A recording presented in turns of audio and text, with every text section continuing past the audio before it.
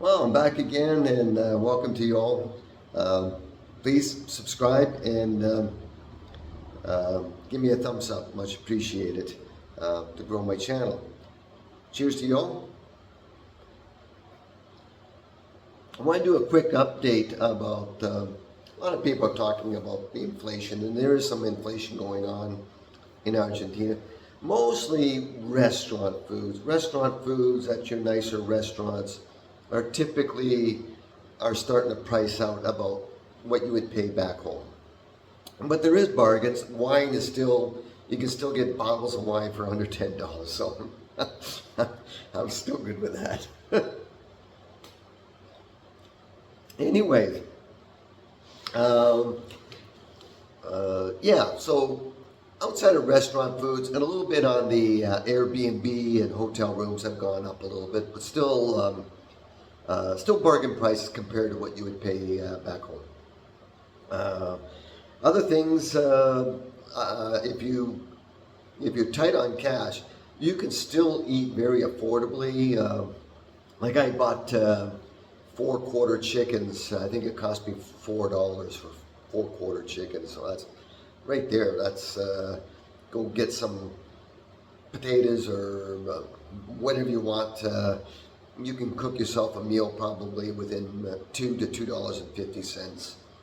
So very reasonable, um, very economical if you want to do your own. I have a full kitchen, so in my new location is great.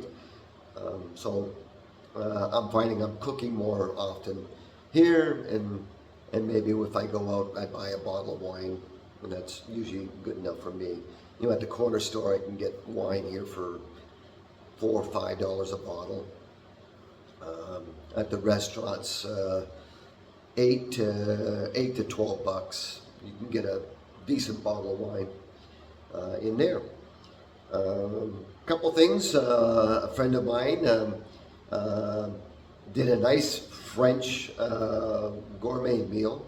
I'm going to show you some of the video. He spent 4 days prepping that because at a restaurant you would have your broths and that kind of stuff. But it was a probably the best meal I had in Argentina. It was absolutely just great. The one thing about Argentinian foods, pepper here is considered a spice.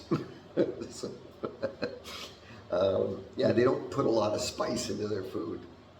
So it was nice. He had this hot French mustard with peppers and all kinds of spices. It was delicious. I mean, last time I had a meal that good, another friend of mine, Dan, down in Florida, cooked for Joel and I. I think it was a tuna steak that he did, and so this meal was on par to that. So, okay, a couple more things I want to touch base. Oh, bought a frying pan. I don't think the store realized the quality of the frying pan it was, because here utensils can be pretty expensive, and this was like a real good machine steel pan. You just got to cure it, and once again, my friend knew how to cure the pans. Salt it and heat it at 500 degrees, salt it again, heat it at 500 degrees, but then finish off with oil. Now nothing sticks to it. It's just a great pan. Basically just wipe paper towel in it, put some oil on it. It'll last you a lifetime. So I picked that up for like $11. And that was really a good buy there. Bought some shoes because, the amount of walking I'm doing here, which is good because I've lost more weight. I think I'm down to 180, 185, something like that. I don't have a scale on there, but I definitely feel lighter. What else I can touch on? So shoes. Price in clothing is coming down. That's probably because the Melee here, the president, has dropped the import tax of 67%. So anything that was being imported, you pay a 67% import tax, plus your 21% on top of that for your tax. So now prices are coming down. People are obviously having to compete with that, and So we're seeing prices going on. A friend of mine bought a pair of shorts for $10, and yeah, was good. Got my 2 trees, so you're going to see that in the video. Yeah, they're not in a big hurry to deliver. You know, you set a time like 10 to 12, and he shows up at 1:30. It's like it's crazy. But anyways, I did finally get it. You'll see that in the video. In the meantime, I just wanted to do a quick update. Take care. Cheers to you. See you soon.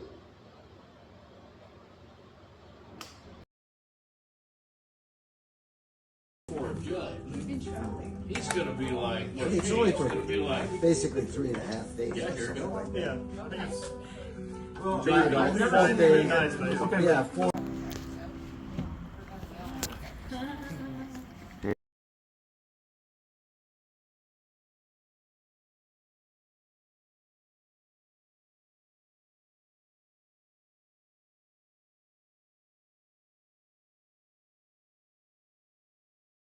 Okay, so I made my bechamel, and it's going to turn into a Mornay. How do you check to see if it's a good sauce?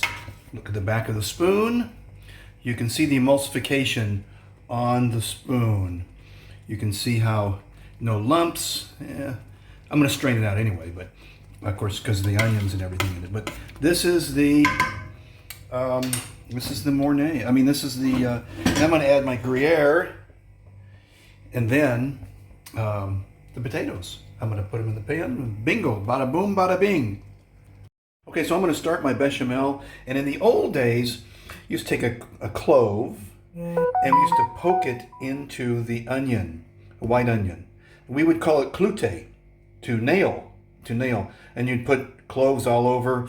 I'm not going to do that. I'm going to put the cloves actually whole, and I'm going to cut the onion into chunks. And then we want to sweat. We don't want to cook the onion. We want to cook the onions, but we don't want to color the onions. We want to just what we call sweating the onions because it's a white sauce. So we don't want color. We want a nice white onion, a nice dry onion. Or you can use the Texas sweet, which is really nice. Changes the flavor and the complexion. But anyway, I'm giving you way too much information. But anyway, I just want you to know that what you're eating is just not something out of a can or, you know, at the deli at the Carrefour or whatever the hell. Billy Bob's, you know, grab it and growl kitchen. Anyway, so that's the deal. And I'm also going to use this wine, and it's a Sauvignon. So it's a nice to kind of to cook the onions down into so I can make my blonde roux, and then I will add my milk, and then I will add the Gruyere cheese. I'll finish with the Gruyere cheese, a little salt. And then that will be it. Oh, nutmeg. I'm going to bloom the nutmeg in with the onion.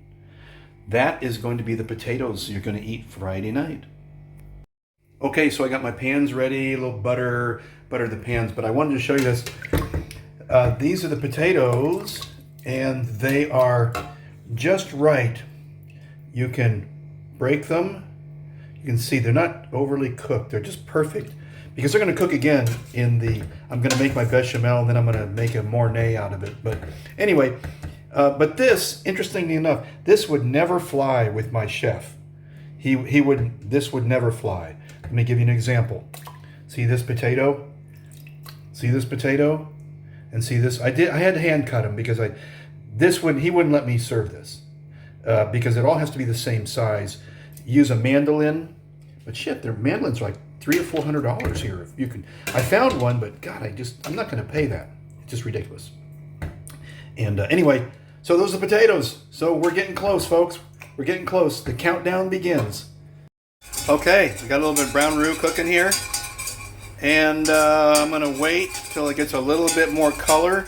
Then I'm going to add the liquid to this, and then go. It's called tempering your roux, and because you don't want to just dump it in the thing, you want to work with it here in this pot, and then slowly temper the roux and the liquid back into the sauce. This is way too much information, you guys. I know. You can just delete it.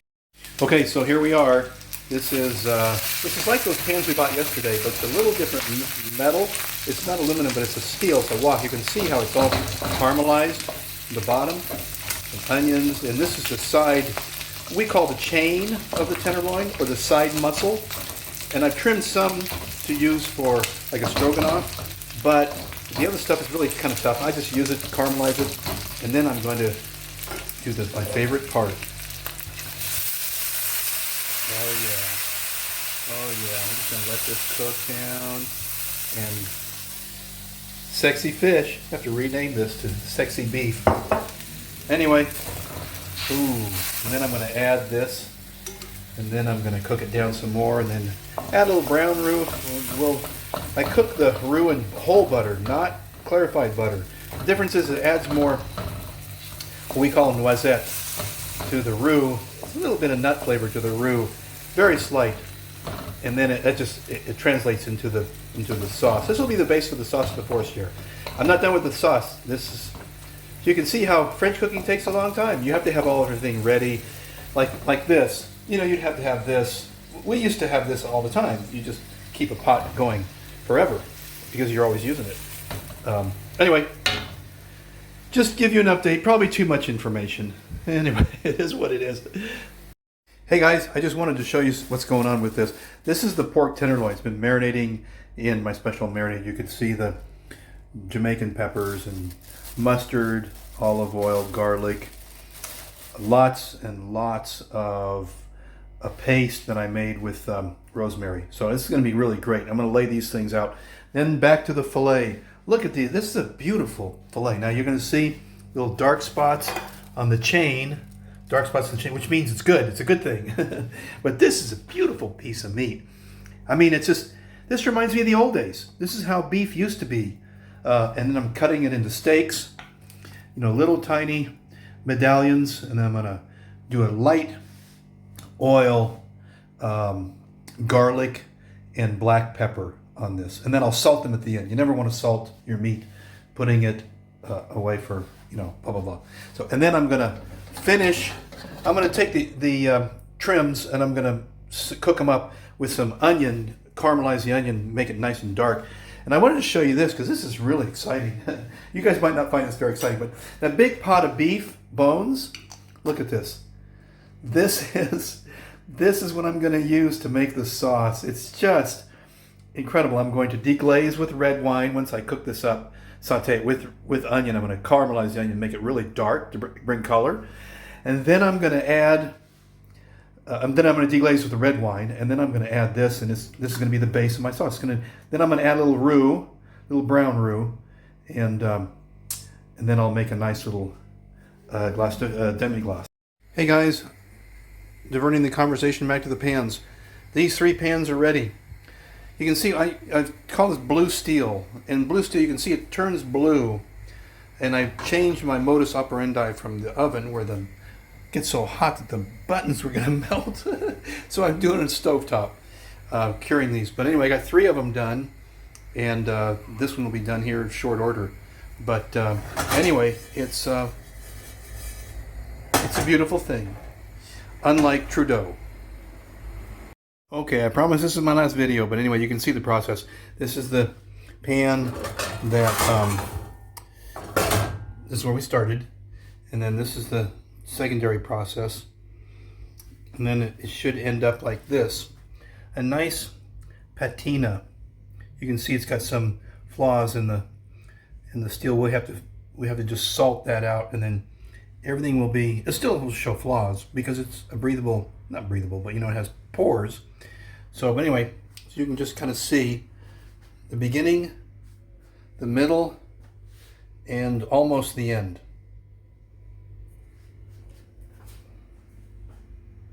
Okay, I had to show you guys, this is the pan I got. And I don't think the store realized the quality of this pan. Mind you, we did have to cure it. My friend Lucas cured the pan for me. Much appreciated. But this is a good skillet, like a really good skillet. Back home, we'd be paying over $100 for this one. Moving along, look at this. 4 quarter chickens for like $4. That's it. 4. That's 4 meals for $4. And I got 5 ears of corn for 1,000 pesos, which is like $1. That's it, $1 for 5 ears of corn. So those were my purchase for the day. I feel I Scored big. Okay, redoing the my shoe purchases again. Somehow I screwed up the first video. Anyway, scored big. If you're like me, or like most people living here, we do a lot of walking. I mean a lot of walking. So I'm going through shoes like a lot faster than I normally do. Got these in right here on La Hera. They were on sale. 2 for 1 for 130,000 pesos, or basically $130. So I'll be going to believe in style. See you then, my friends. Okay, as you can see, my trees have arrived. Took forever, but they're here.